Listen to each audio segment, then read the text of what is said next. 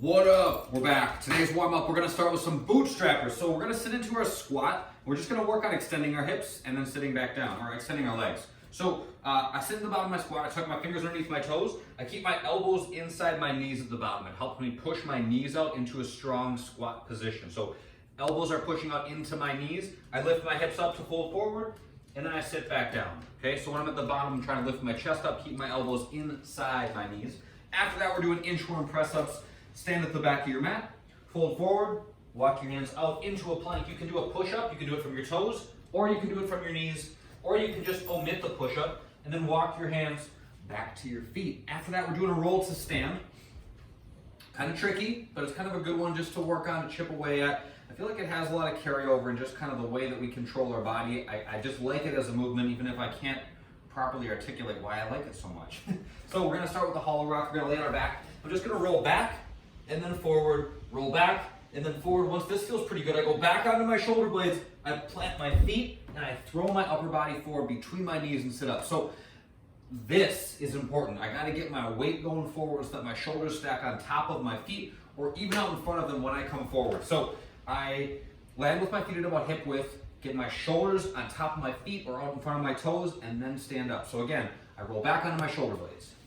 I throw myself forward quickly, throw my shoulders on top of my feet, and then stand up. That's the roll to stand.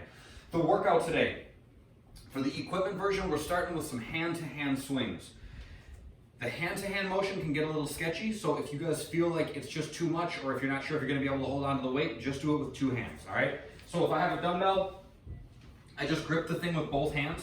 The motion is this: I send my hips back as I push the weight back between my legs.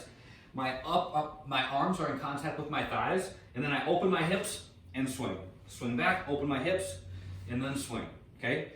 The hand-to-hand motion, it looks like this. If this hand's holding the weight, my other hand comes up and over, grabs hold of it as this one lets go, okay?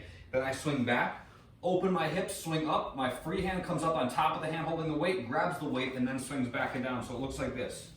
I swing back, open my hips, switch hands. Swing back, open my hips, and switch hands, okay? That's that. After those, we're getting into some single dumbbell overhead squats.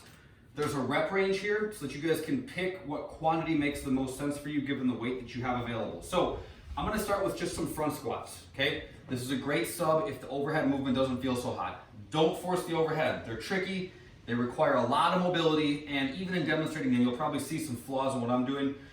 So just know they're tricky, don't force them. I'm gonna squeeze my belly, squat, and then stand, okay? That's the front squat. If these feel okay, I put the weight up overhead, I really squeeze my belly, trying to stay as square as I can to straight in front of me and keep my elbow locked, slowly squat, and then stand back up, all right? Don't force them. Do the front squats if the overhead don't feel so good. After that, we're doing mountain climbers. So I'm gonna plank on my hands, back and forth, touching my knee to my elbow all the way up. Oh, last but not least, we're doing a movement that I hate the name of. It's called a man maker. We're gonna do a bunch of different stuff. This is a complex of a handful of different movements, all right? I'm gonna do a burpee, like a push-up on the dumbbells. I'm gonna do a row on either side, then I jump my feet between them, do a full squat clean into a thruster. That's the man maker complex. So here's what it looks like. I put my hands on the bells that are about shoulder width. I'm gonna do a push-up first, all right? So I'm here, do a push-up. Then I row on the right side, plant, and row on the left. Next, I jump my feet between the bells. Here, so my chest is up, my hips are down nice and low. Then I open my hips up quick, catch them on my shoulders and do a squat, stand, and press. Oh, such a good time. Push up, row right, row left. Jump your feet between the bells, work to get your chest angle vertical as much as possible, so that your back is nice and flat. Open your hips up, catching a full squat, stand, and press to overhead. Always a good time. So the EMOM, the way this works is that you'll do each one of those EMOMs an acronym for every minute on the minute. So the hand-to-hand swings you do at the top of the first minute, 16 swings. For the remaining time in that minute, you rest, all right? At the top of the second minute, you do your 8 to 12 single dumbbell overhead or front squats. Then you rest for the remaining time, so on and so forth. The bodyweight version follows the exact same thing, but but we're doing jumping, same format.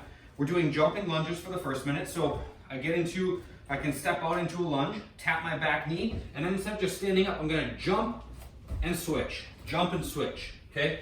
Keep the heel of the front foot on the ground. That helps in those jumping lunges.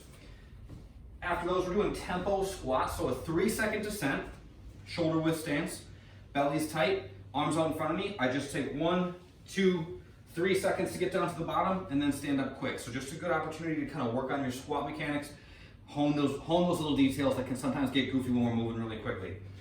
Mountain climbers we already covered, and then wall walks. You guys can't, I don't have a good spot to do these. Start in a plank with your feet up against a wall, and then you're gonna walk your hands in towards the wall as you walk your feet up it. If you guys can get all the way to the point where your nose and toes are on the wall, sweet, more power to you. If you can't, go as far as you can, okay? Maybe you put down, when I'm doing these, if I'm not going all the way up, I'll put down like a water bottle or something like a few feet from the wall, and that's like my hand target. That means that I'm gonna walk my hands to that target, that way I know how far I'm going with every rep. Think about the position of your body. Abs on tension, butt flexed, feet together, all right? Keep everything nice and locked up as you're working. Don't just think I gotta get upside down and then come back down. Think, I gotta get there, but I have to get there in a strong position as I move. So keep everything nice and locked up. You'll benefit even more from it. The mobility that we're doing today is a little bit lateral trap, rolling with a lacrosse ball. So I'm gonna take the ball. We're going back and forth. So I'm starting at the base of my neck, and then I'm rolling out to my shoulder, okay? Going back and forth like so, as I move my arm back and forth from my hips to my head. So ball at the base of my neck. I'm gonna do a couple passes here. Ooh, that stuff's tight. Then I move the ball out an inch. Do 4 or 5 passes. Move the ball out an inch. Do 4 or 5 passes. I'm just gonna do that for 3 minutes per side. Man, this stuff gets tight. Working on it, you will feel better when you're done. So take it on. Don't shy away from the mobility. I know all your tricks. You get away with nothing here. That's all I got for you guys today. I'll see you next time. Bye now.